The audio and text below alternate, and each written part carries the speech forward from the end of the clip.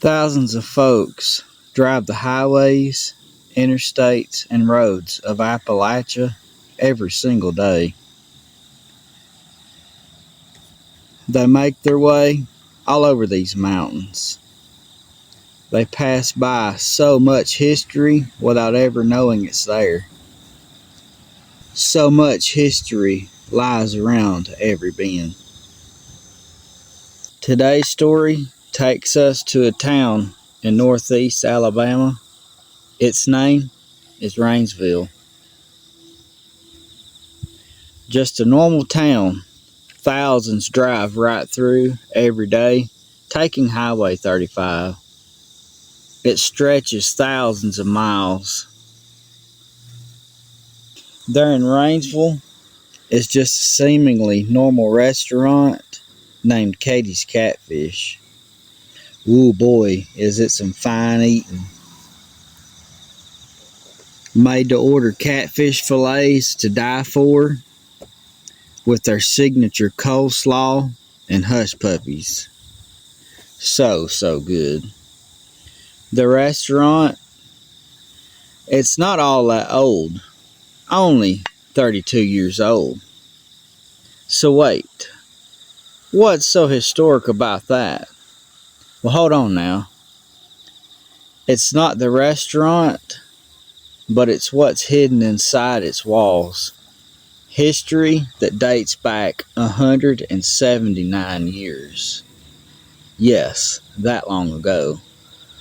What hides just inside the front door and walls of the Katie's Catfish restaurant?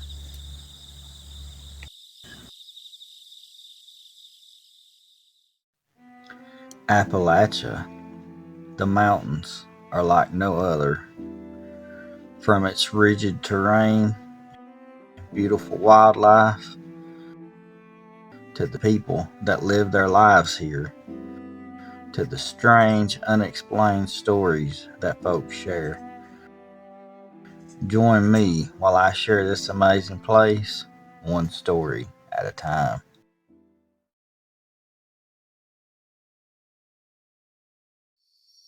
The secret that hides inside is revealed if you pay close attention to the name of the place, Katie's Catfish Cabin. When you see the place, it has a cabin-esque facade. You park, go up the steps, open the door, and step inside. It literally looks like a 10-foot by 10-foot cabin. Proceed into the other door. That's when it becomes so very obvious. There is a cabin inside the restaurant, a 2-room cabin with complete fireplaces built of stone. Axe marks are visible from its construction days. Why is this cabin here? Where did it come from? And what is its story? Way back in 1846, just a little over a decade before the Civil War, the Rudder family settled on the west banks of the Tennessee River, just due south of Stevenson, Alabama. They would need a home to live and raise a family. The Rudders got to work. They cut chestnut oak trees, then had to hew the logs with axes and all the tools necessary to complete the job. The work was endless to complete the 2-room cabin and the outbuilding to store and dry meat and vegetables for the family. Both were roofed with split cedar shingles.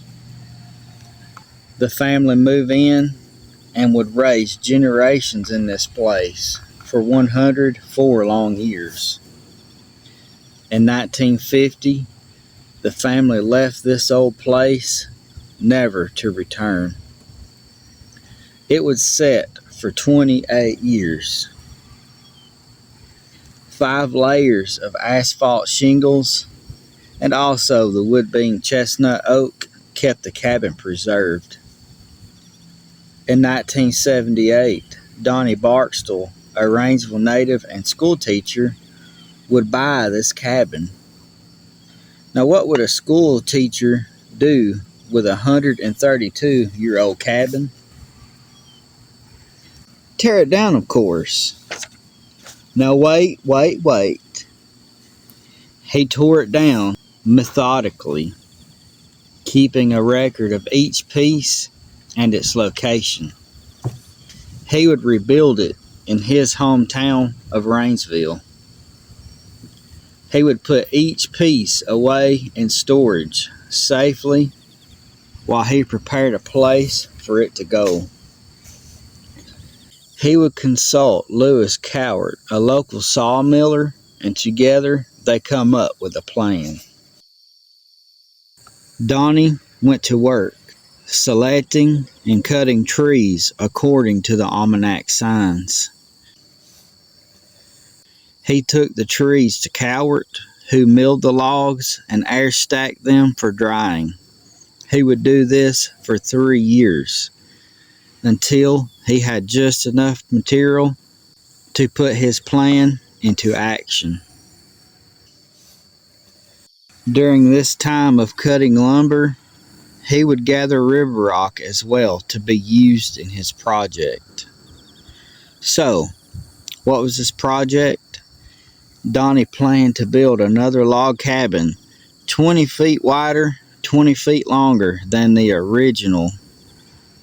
Then reassemble the rudder cabin inside the new cabin, protecting the original from further damage from the elements. In 1981, the project commenced. By 1984, it would be complete. The outbuilding was added to the front of the building and used for the entrance. From the years 1984 to 1993, I don't know what took place. Maybe a museum or just a place where Donnie brought his friends and family. It's really not clear. But in 1993, a person would buy the building, add a kitchen, dining tables, and lots of decor. He added some benches to the entrance for folks to wait on busiest of days. April the 27th, 2011, a tragic tornado struck the area. The center would go between the school next door and the cabin itself. It ripped the roof off the new cabin and dislodged a top beam of the original, also destroying the fireplaces. It took 10 strong men to place the beam back on top of the original, and the fireplaces were put back together. It survives today with a very bright and safe future for years to come. The Cabin Restaurant is a very successful place. So many folks don't know the story of the cabin.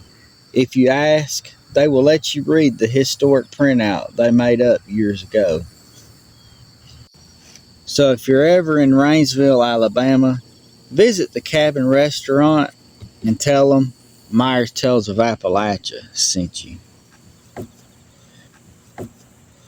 Now, folks, I want to thank you for sitting and listening to the tale of the Katie's Cabin Restaurant and the history of the Rudder Cabin that lies just inside its doors.